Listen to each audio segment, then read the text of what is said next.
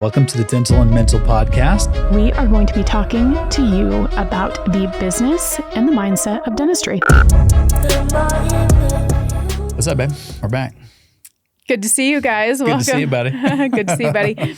Welcome to the Dental and Mental Podcast. Yeah, and we're back. I'm Dr. Galen Detrik. I'm Dr. Davina Detrik. And this one's about associateships. We've been getting a lot of buzz around that, actually. So we've done a few things on social around this, and we had a podcast actually a little while back about this kind of system that we put in place to make sure that our latest associate hire, Dr. Greg Passati, who's badass, that it went well.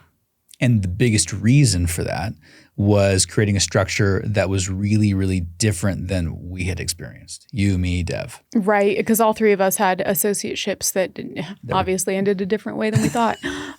Very different way. But I think it got so much traction with people. A lot of DMs, a lot of messages, a lot of just even text messages from old clients saying like, this really hit. Because they're either in an associateship right now, or they're trying to own, or they're an owner and they're trying to bring on somebody, or they've done that and they're like, this is floundering. So there's so many different variations of the way this can show up.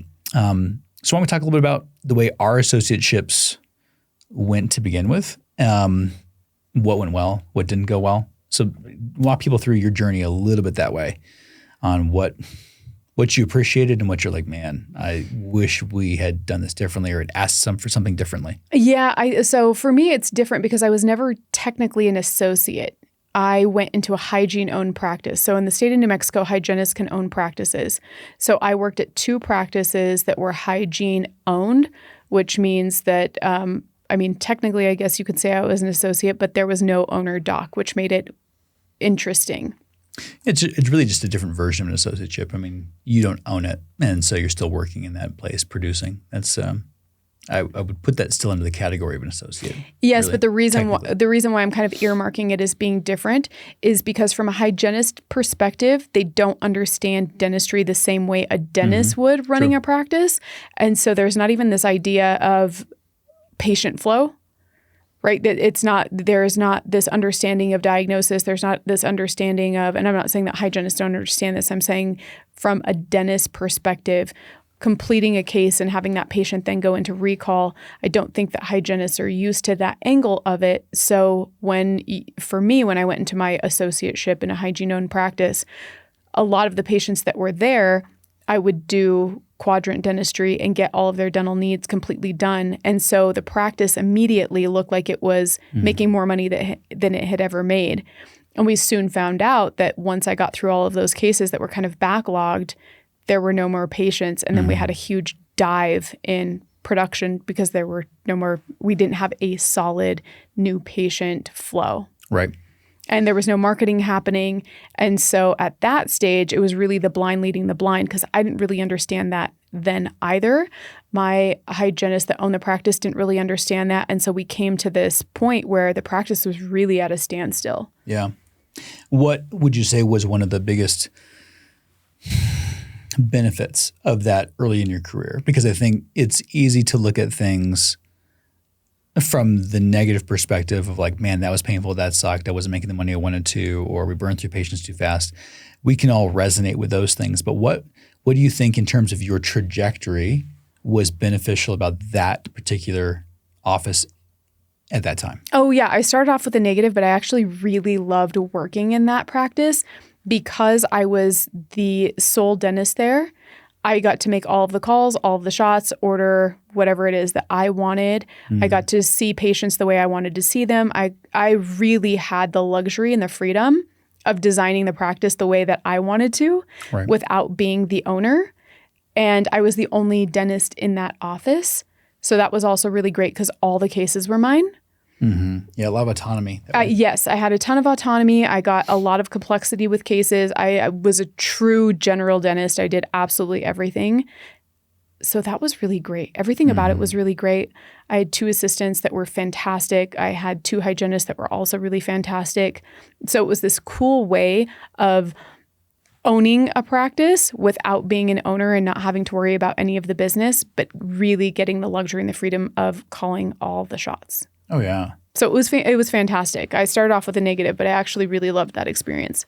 It only didn't work when it stopped working. That is when things tend to stop working.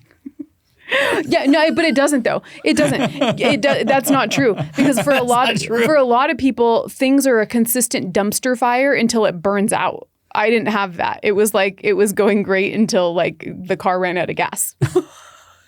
I was driving 100 until the car ran out of gas. That's very different than it being a dumpster fire from day one, you know? Your trip. I love it. All right. Yeah. All right. Okay. So what about your first associateship? I know yours. Well, yeah. Anyone that's listened to the podcast knows how mine kind of went down. So very quick show notes or cliff notes, I should say. There was a 6-month period first out of school that was amazing. And I should say, kind of backtracking, I really felt like I hit the gold mine at first. And it was because a lot of our colleagues and friends from dental school, you know, they either gone to a specialty school or they got out and they went right into a DSO, right into a corporate setting. Mm-hmm. There were a few that had parents that were dentists and was always jealous of that. Right. You know, and what a great thing to be able to go into. And that is cool to have that legacy piece. So kudos to that. But I got sort of hand selected by a dentist that I had worked for in college. So who had an amazing legacy of sending these young guys to dental school. I mean, he was 3 for 3. And so I started working there. I remember it was a crazy time in my life. I was doing 2-a-days with workouts, soccer, 2 jobs, and then I started working there. And I was like, I don't think I ever slept. It was just like go, go, go. And had the most fun. I loved the office. I loved going in. I'd go do bleaching trays late at night and get that all squared away. And he just poured himself into me. So there was this mentorship aspect, which so many dentists want, you know. And I actually think it's not just a want. I think it's a need. I was talking to Dr. Mike Miyazaki about this, to Garrett, who owns Core, and they were both saying the same thing. It's like mentorship has been sort of lost. Mm-hmm. Like the whole system of mentor and apprentice is it's gone. But we're really trying to bring that back, and I think that is what I landed in, and I felt so special that way. So I still remember the dinner. We went and signed and everything like that, and it was just like this excitement of like, I mean, I'm getting into like a world-class practice, learning from an accredited member in the ACD who then became a fellow. Brilliant dentist. And so it felt great. The only downside was it was an hour-and-a-half drive one way from where you and I were staying. So that was pretty brutal. First 6 months were amazing, working on cases all the time together. It was a dream. And then exactly what you experienced. And we burned through the excess patients essentially. And then it was kind of like a little cutthroat for like who gets to see the new patient. And, that doesn't go well. It just doesn't. Right. Primarily too, it's usually not, it can be the dentist, but a lot of times it's the team. Mm-hmm. You're the new one. And so they're like, we got to take care of our doc. And it's partially because that dentist, that owner is like, I need my schedule full for X, Y, or Z because I'm the one paying the bills. Right. And they feel a certain allegiance to that. And I completely get that. The other part of it is you have, he's got rapport with these patients. He's been doing it a lot longer. He's got the authority. People say yes to him a lot more than they do me. Mm-hmm. So if we had 5 new patients each, he's going to close dentistry on 5. Right. And I'm going to do it on 1. So burning 4 patients, 4 at-bats, you got to have a lot more patience, right, that way. Right. It's one of the things to understand. So anyway, 6 months in, fell apart. And so unfortunate. But those are the pros and cons. I mean, it was unfortunate to have it go south and have to go find another job. But so many things I learned. Great materials. I learned very early on that is really important. That was one of the nice things about you actually being in that associateship for me is I got to learn a lot of that stuff through you because I was the only dentist in my practice. Yeah, right. So what you learned, it was like, oh, this is what we're doing. So that was really cool because all the things you learned, it was like a byproduct of you telling me like, do this or try this. It was a massive leg up. And if I'd been somewhere else, I probably would have had none of that, truly. Mm-hmm. But he was so hands-on for those first 6 months. Just, any downtime I had, and this is a push to any associate. If you're in a practice and you have downtime, do not sit on your phone in the back. Do not rest. Like, go be by that owner doc. Go learn from them. Go listen to them. If they're in a consult, just stand outside the door. Listen. What are they saying? How are they saying it? That is well worth what you're not getting paid by sitting there. I still do that with you at Vita right now. I didn't know that. Yeah, I listen to how you're hiding behind the little. Well, you don't see me. I'm like a lot of times right over your shoulder. You don't notice. No, I'm just playing coy. You don't notice that I'm there. Just playing coy, girl. How'd you get those lipsticks? I mean, come on now. But I love to listen to the way that you talk to patients because it helps me calibrate to how these patients are used to being spoken to, used to hearing treatment delivered, used to hearing how the journey is going to go for them. Those things are all really important in acclimating to a practice. It's funny because when we do the Vita experience, right, the Thrive Live Vita experience, so docs come out and they usually will see, either a composite case or a full mouth rehab case. It's interesting because they'll usually be there for 2 days and they'll watch the dentistry thinking that's the thing they're coming out for. They're like, I really want to know the steps of the FMRs. I really want to know what materials you're using for composites and what your technique is.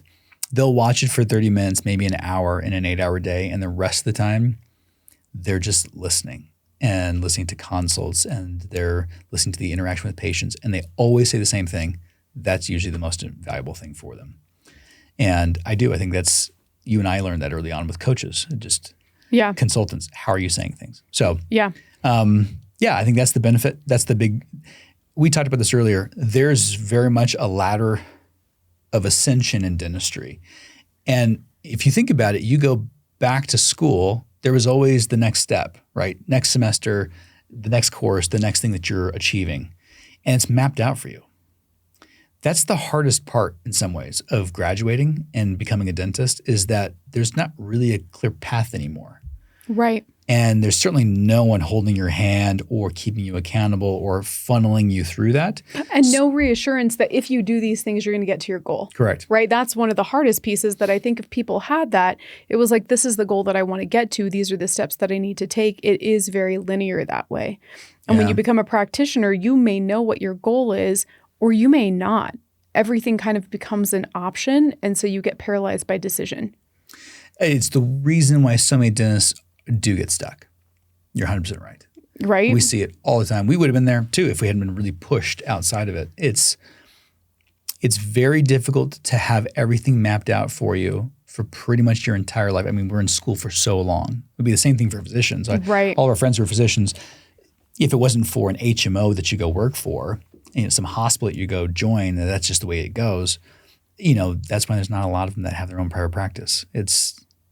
That's a very difficult thing to do. Mm-hmm. You're never trained. So I think it's important to maybe outline a little bit of the way that ladder of ascension really can and should be in an ideal world, and then sort of insert yourself into that ladder where you can. Of course, it depends on what your goals are. Some people are perfectly content being what we call healers, right? The person that just, you're there, you want to take care of people, you want to do dentistry, you want nothing to do with business, you want nothing to do with ownership, you want nothing to do really with a lot of autonomy. You kind of just want to do the dentistry, right? Take care of people, and that's it, right? Would you add to that in any way? Yeah, I would say that I think that those are all really accurate. I would say that is a lot of like the public health sector, right? Yeah. Where it's like, I want to help people, I want to do great dentistry, and I want to be done at the end of the day. Yeah, leave it at the door. Yeah, yeah. Which there's nothing wrong with that. No, not at all. Right. We were both in public health. I actually think more people probably are that than they think that they are. I'm not saying it's the largest subset of dentists, but I do think there's a lot more dentists that think they're supposed to own and climb that ladder that really aren't designed that way. Right. And actually would probably be a lot happier if they just didn't try. Yeah. And give yourself permission to exit the ramp and be in the public sector if that's something that really lights you up. Right. Yep. 100%.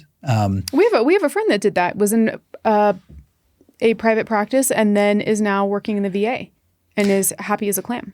Absolutely. Yeah. Oh, yeah. incredibly happy, actually. Yeah, and a fantastic dentist. Fantastic dentist. Great human being. I mean, that is the way he was designed. Yeah, all the way. Yeah. So I think, and there's a lot of, we actually know probably several. So that is one side of this kind of a spectrum. Then I think there's a couple of other that are sort of in the middle there.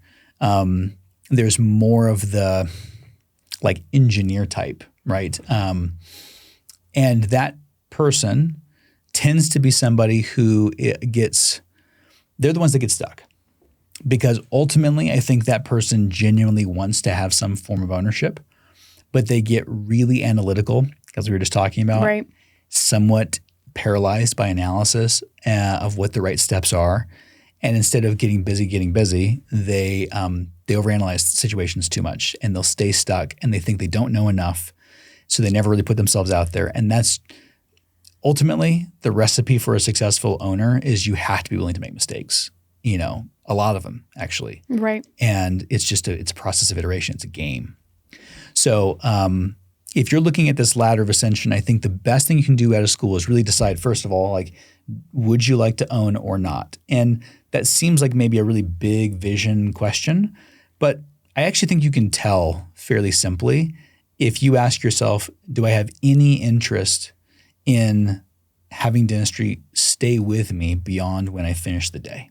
Yeah, I think yes, I think that's a good point because it's a lifestyle question as well, right? Mm-hmm. Because some people may have the desire for ownership, but it comes up against the lifestyle that they want to have. Yeah. And those two things don't match. And I'm talking from the perspective of a wife and a mother.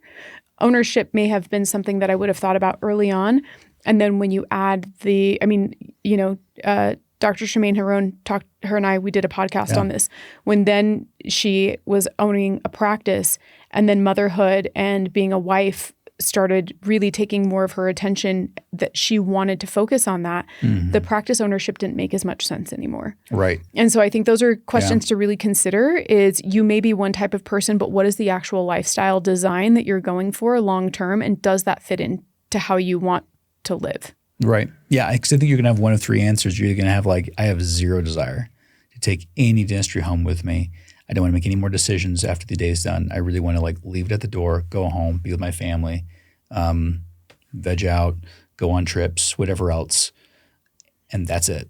Cool. That's one answer. Another one might be kind of more where I was, where I knew immediately I wanted to create my own shop. I knew I wanted to have full authority over what I was going to be doing, that patient experience, the type of dentistry that I wanted to do. I wanted to make more money. I wanted all those things. Mm-hmm. And so knowing that about myself, I was never going to be content not working for somebody else and having them call the shots. But you can have that third, which is probably more like Shemaine and you, which is where you're not sure. And you got to kind of try it out. Well, I wouldn't try it out by scratching a practice, right? This is that ladder of ascension. Mm-hmm. Associate with somebody who's doing it well. And when you do that, you're going to probably be faced at some point in time with buying in, having some form of equity. And once you've really, I think the best thing you can do is take on some of those roles. A few, you don't have to take on a ton, but a few of those that are responsibilities that owner is doing. One's going to make you more valuable, and they're going to really appreciate that. I would appreciate that.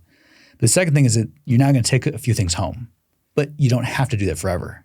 So if you take it home and you're like, okay, I'm now in charge of the hygiene program.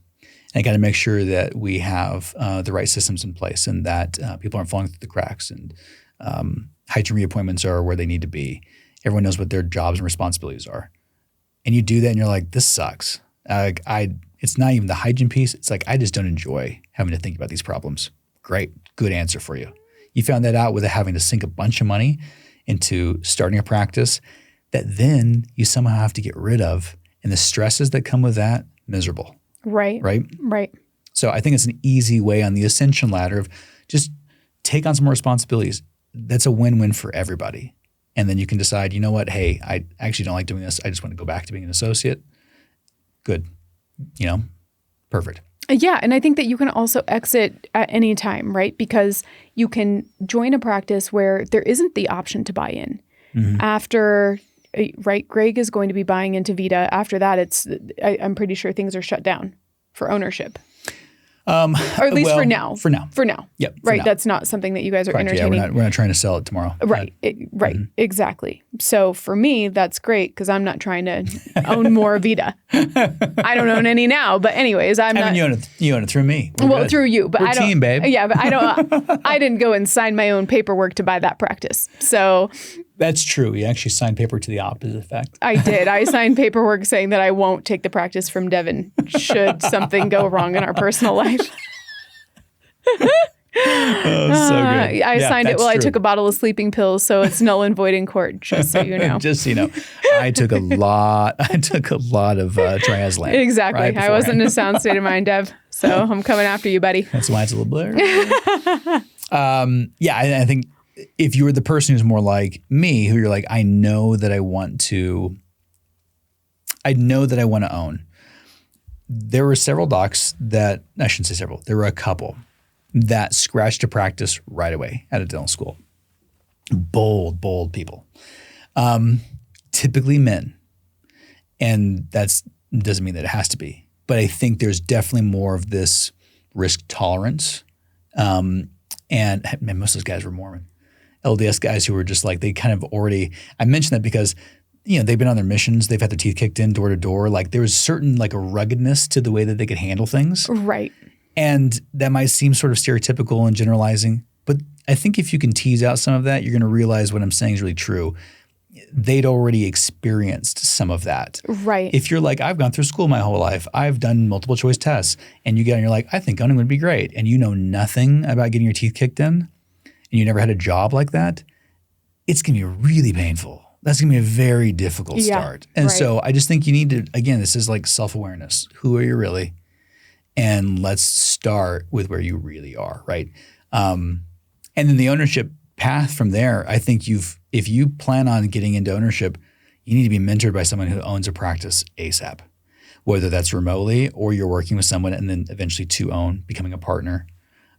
You've got to find that mentorship ASAP. It cuts off years of problems and genuinely millions of dollars. If you pay somebody as a coach or a mentor $5,000 a month, it might seem astronomical to you at that time. You will save literally hundreds of thousands of dollars in the first couple of years by just doing that. Absolutely. I mean, but compounded over time too. You'll see some people continue to make the same mistakes in their practices year on end with no solution in sight, and so that becomes costly because it costs you your entire career. Right. And you think that more CE is going to be the answer. So you get really great at doing the dentistry, but there's no people to do the dentistry on. Yep. And that cycle continues until you're like, you know what? I'm going to sell my practice. And then you realize you don't have an asset. And now you're just selling the 5 charts. Yeah. The 5 charts that were in your practice, right? And that's a sad day because we've seen dentists be there. And that's a hard realization to come to. It's painful. Yeah. It is. It's sad. Here's the thing. There's always hope. There's always a way out. Genuinely, it's going to be painful.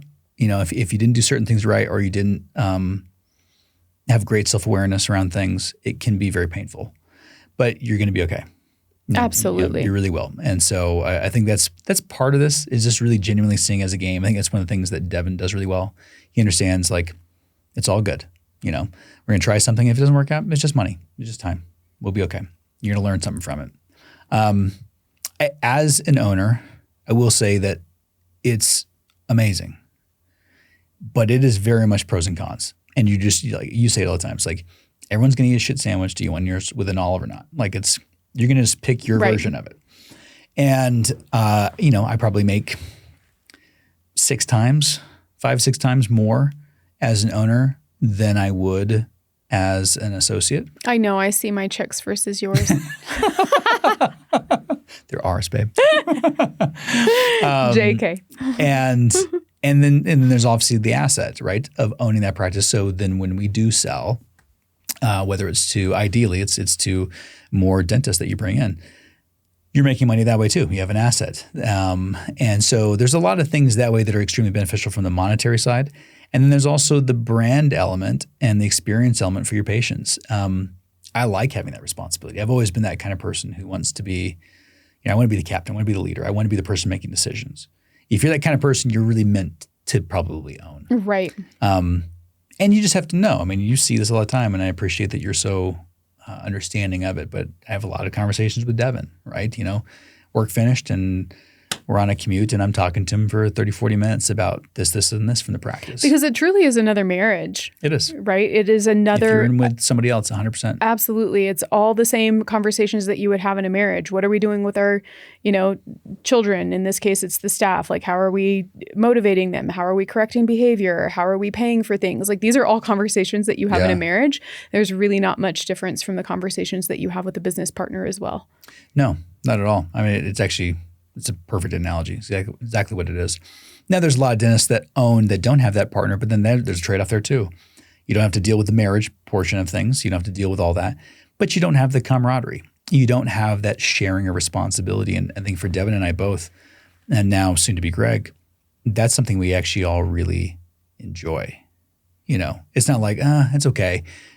We really enjoy being able to pick each other's brains, know that the burden is shared, and that the wins are shared. Right. It motivates us all. And so then it's just designing the way that you're going to profit share, incentivize, all the rest. I would say that from an associate perspective too, there's something that is so fantastic about going into a practice that has multiple doctors, because for me, I always have somebody that's there. So while we're not talking about business decisions, I do get to ask you, Devin or Greg, different opinions on cases, or how would you do this, or what are you seeing? It's so nice, because dentistry can be so lonely and so isolating that it's really nice to be able to have somebody right next door to be able to kind of share that day with, And there's other things that come from it that are things that people don't realize are massive benefits to you. And a lot of times it's in the practice, but you're not optimizing it. So for example, if I'm doing a case, it's really common, Dylan's seen it, where Devin will swing on by and he'll look over his shoulder and be like, dude, those are nice preps, man. Dang, that's beautiful, right? And he's being truthful, but he's also, he's doing it on purpose. He wants that person to hear, like, there's another dentist in the practice, wow, that looks really good. You're in good hands.